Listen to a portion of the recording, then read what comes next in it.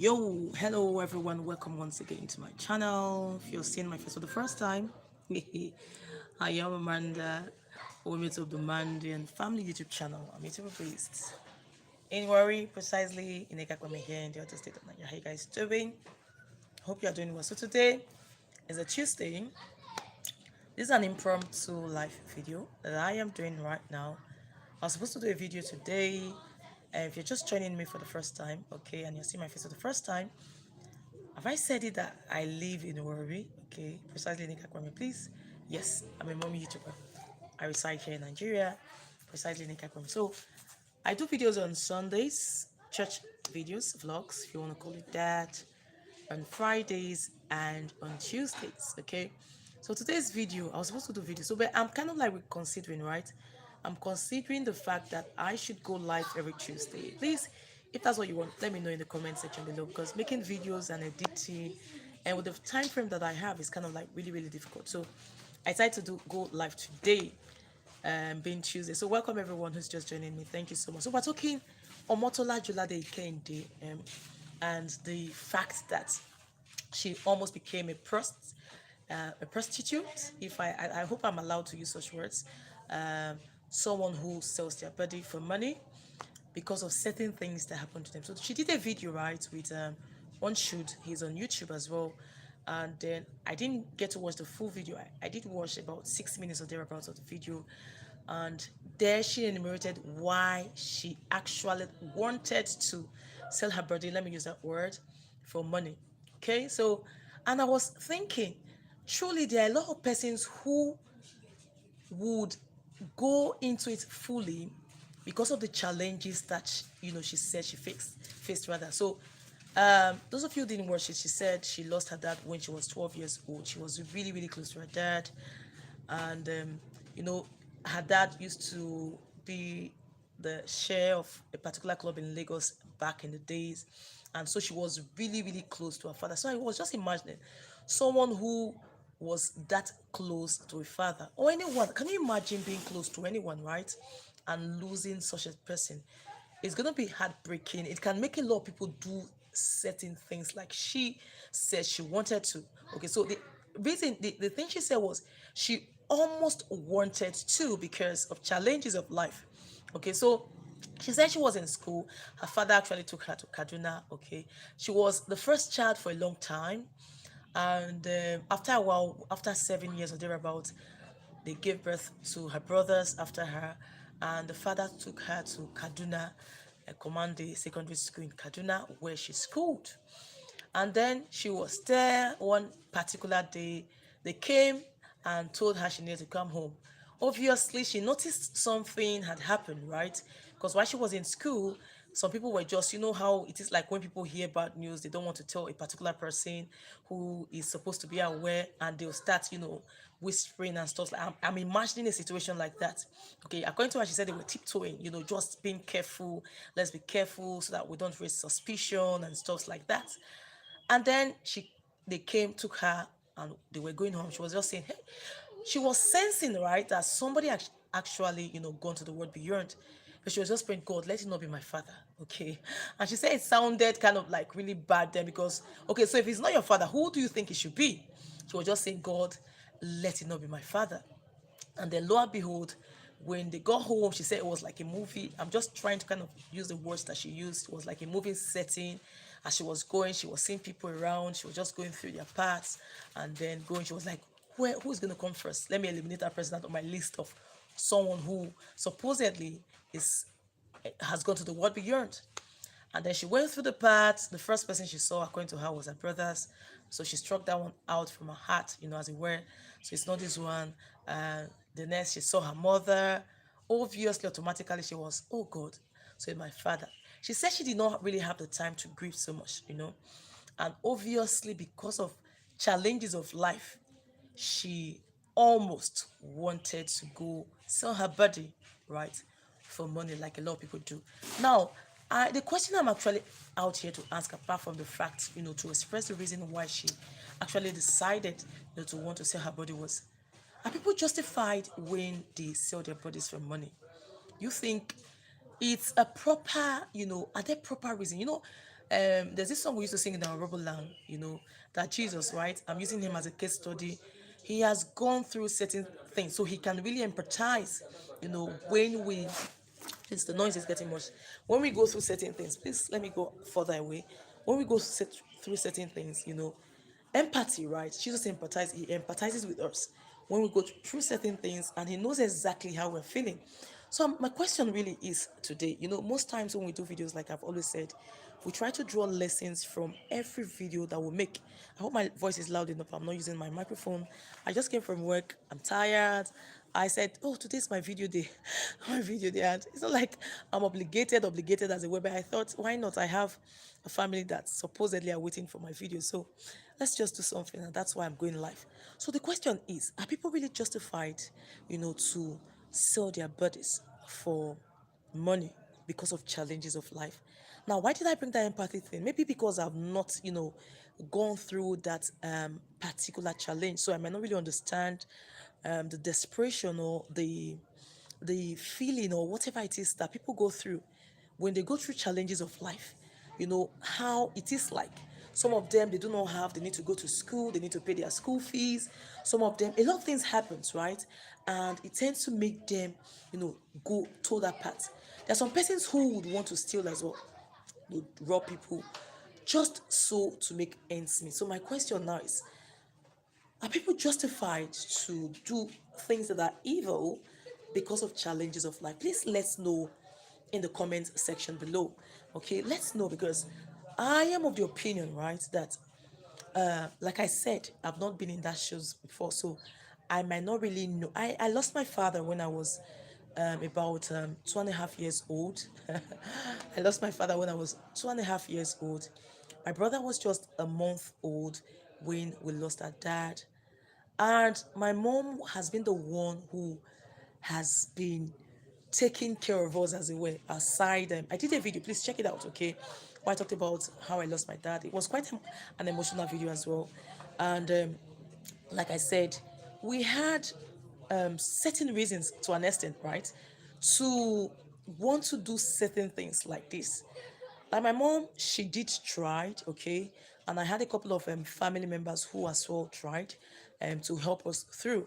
So I could have, to an extent said, okay, my dad was not there, at that particular. So we're not saying Omotola actually sold her body, right? But I'm not making reference to other persons who eventually do sell or eventually sold their body or sells their body because of challenges of life. Now, my father, right, died, and my mom was there all through, taking care of us. She was the one who, with the help of one or two family members, who sorted our bills in terms of schooling, in terms of other things, and I had every reason, right, to want to toe that path as well, but I didn't.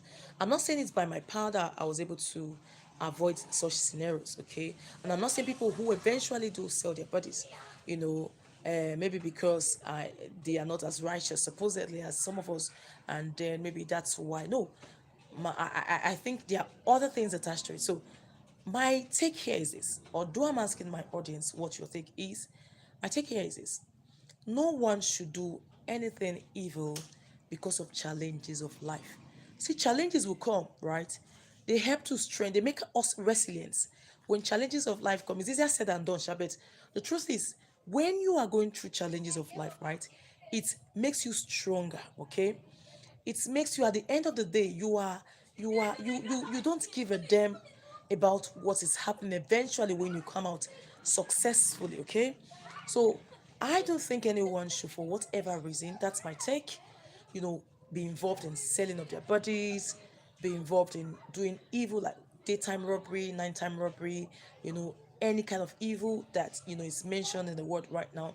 I do not think challenges of life is a license, right, to do any of those things. I'm just being fair here.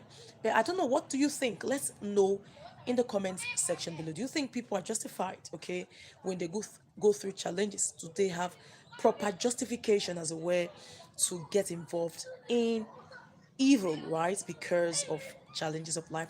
Please let's know in the comment section below. So for those of us just joining, we're talking about Omotola, why she actually attempted or wanted to sell her body because of the things. She said she lost her father. So obviously the father was a breadwinner, and you know, it took a toll on her, and she could. So I'm wondering, you'll be asking, who is Omotola?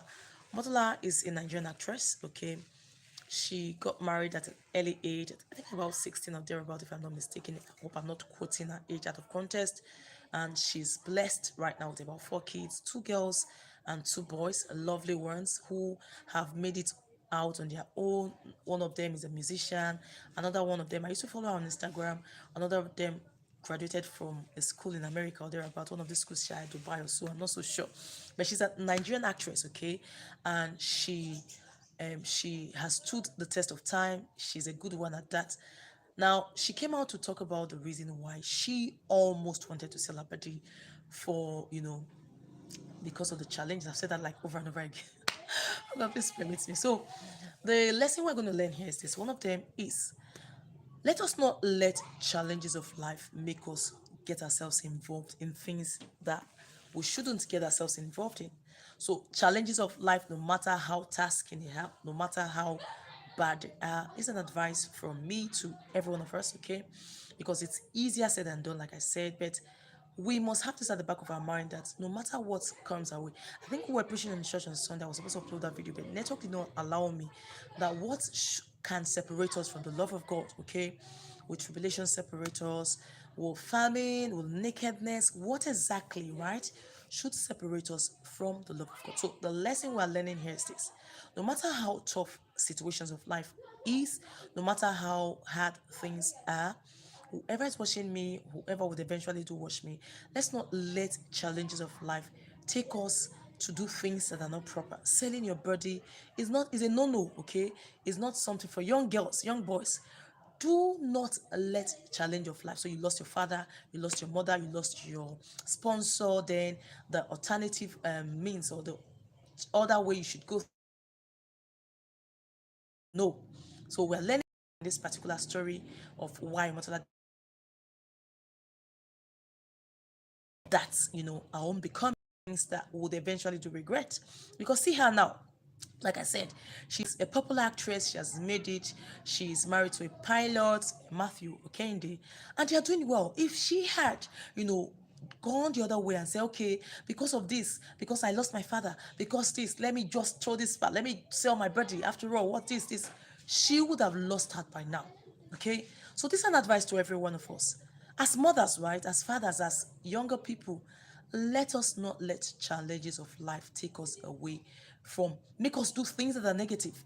Challenges will come, they make us stronger. Like I said, it's like drawing an elastic. The more you draw it, it might cut eventually, right? But if you're careful in drawing it, right, it makes that elastic last longer, as it were. Please correct me if I'm wrong, but that's one illustration I want to give, as per challenges of life. So let us not let challenges of life draw us away from God, particularly, okay, as believers, as Christians. Is it the happenings, latest happenings or recent happenings in Nigeria? No money, no food. People are starving, people are dying, a lot of things are happening. Will that separate us from the love of God? Will that make us turn around and say, okay, fine, I don't have money, I don't have the resources to take care of myself, I don't have this, that, so let me tell this part of negativity? No, don't tell the part of negativity. Hold on. Second thing we're learning is God has already predestined our lives as a way, okay? We will be, right, from the beginning of the world, God has already made. So let's not with our own hands destroy our destinies. Let's not with our own hands, right, turn our lives around. There's this story that was given about, okay, that's going to kind of like to an extent contradict what I'm saying, but it's kind of going to buttress further what I'm saying exactly. There's this story that was given about a young man or young woman who went to the house of a native doctor. Okay, he wanted him to predict his destiny for him. And then the millipede told him, he said, I said millipede, sorry. The native doctor told him, he said, you see this millipede that you have? He said, bring a millipede. And the guy brought a millipede. The girl brought a millipede. The girl brought a millipede. And he said, you see this millipede that is crawling away, right? If it goes forward, it means your destiny, you're going to go forward in life. But if this millipede turns backwards, it means your destiny is going to be backwards and backwards and backwards forever. And then They placed the millipede on the floor and it was going forward. At a time, for whatever reasons, the millipede turned back and was going forward. In fact, the guy just picked the millipede and turned it around and go forward. And then the native doctor, whoever was telling him, said, see, your destiny is in your hands. So although God has predestined our lives to be the way it is, we can turn around to turn our destinies around negatively, okay, if we eventually do not do the right thing. So second thing we're learning is God has us in mind. He has our destinies already predestined. So what eventually we do turn in, if we eventually do turn to what God has made us to be, is dependent on us. If I say today, although my destiny is bright and I decide to do something negatively, and then maybe something happens, maybe I go steal and then I was killed, then eventually I will not become who God has destined me to be. So our destinies are in her hands. That's what we're learning from this story. See her, if she did not take her destiny by the hands and say, okay, my father is no more, let me do what, let me sell myself, she would not become who she is today, for real. I'm sure of that. I'm very, very sure of that.